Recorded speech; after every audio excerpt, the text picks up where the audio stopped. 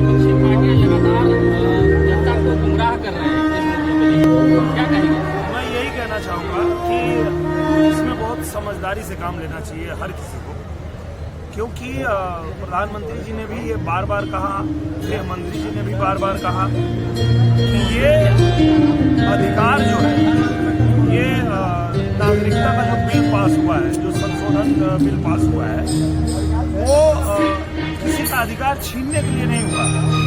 ऐसा नहीं कि किसी धर्म, किसी समुदाय के ऐसे व्यक्ति को जो हिंदुस्तान में है उसके अधिकार को छीनने के लिए ये बिल आया, ऐसा नहीं है। ये बिल पास हुआ है ऐसे लोगों के लिए जो धर्म के आधार पे किन्हीं देशों में प्रताड़ित किए गए, तो उनको हिंदुस्तान में नागरिकता देने के लिए ये बिल पास हुआ है। तो इसमें लोगों को गुमराह नहीं करना चाहिए, लोगों को गुमराह होना भी नहीं चाहिए, क्योंकि ये किसी का अधिकार छीनने के लिए पास नहीं हुआ है।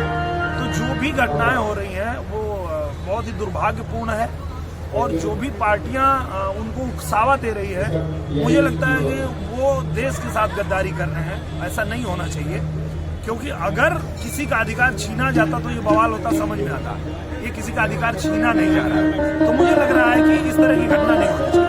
अच्छा, आजमगढ़ महोत्सव के बारे में क्या कहेंगे? जिस तरीके से बहुत ही शानदार महोत्सव हो रहा है आजमगढ़ में, और सबसे अच्छी बात यह है कि आजमगढ़ के हर तहसील में ये महोत्सव होते हुए आज जो है जिले पे आया है, और आजमगढ़ की जो प्रतिभाएं हैं वो आज सामने आई हैं, उनको मंच मिला है।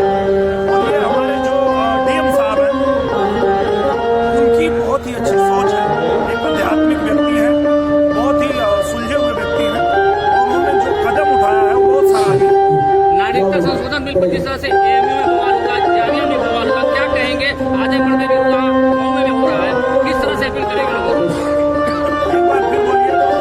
नागरिकता संशोधन बिल को लेके जिस तरह से जामिया मिलिया में हुआ है, वहाँ हिंसा हुई, अलीगढ़ मुस्लिम यूनिवर्सिटी में हुई, मऊ में आज थाना घेर दिया गया। मैं वही कह रहा हूँ जी कि इसको समझने की जरूरत है, गुमराह होने की जरूरत नहीं है। किसी भी धार्मिक व्यक्ति का या किसी भी हिंदुस्तानी का ये हक छीनने के लिए या उनका अधिकार छीनने के लिए बिल पास नहीं हुआ है। आप क्यों भ्रमित हो रहे हैं? जो लोग बांग्लादेश में, पाकिस्तान में, अफगानिस्तान में धर्म के आधार पे सताए जा रहे थे, प्रताड़ित किए जा रहे थे, वो जब हिंदुस्तान में आके रह रहे हैं, उनको नागरिकता देने के लिए बिल आया है। और इसके अलावा हमारे गृह मंत्री जी ने ये भी कहा कि कोई जरूरी नहीं है कि सिर्फ बौद्ध, सिख, ईसाई और इनको हम दे रहे हैं नागरिकता, तो अगर कोई मुसलमान वहाँ प्रताड़ित होकर यहाँ आता है तो उसको नहीं देंगे, ऐसा नहीं है। वो भी अर्जी दे करके और यहाँ की नागरिकता ले सकते हैं, अगर वो उनके अपने ही देश में उनको प्रताड़ित किया जाता है।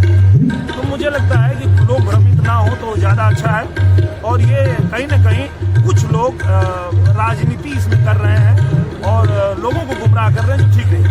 आप मानते हैं कि मुसलमानों के खिलाफ नहीं है, जैसा विपक्षी पार्टियां उनको गुमराह कर रही हैं?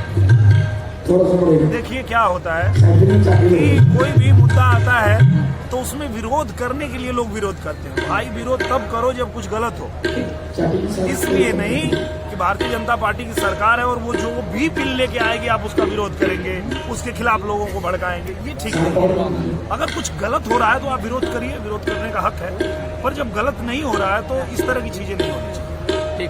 ठीक। सिंगल एक मिनट इन्वाइट करने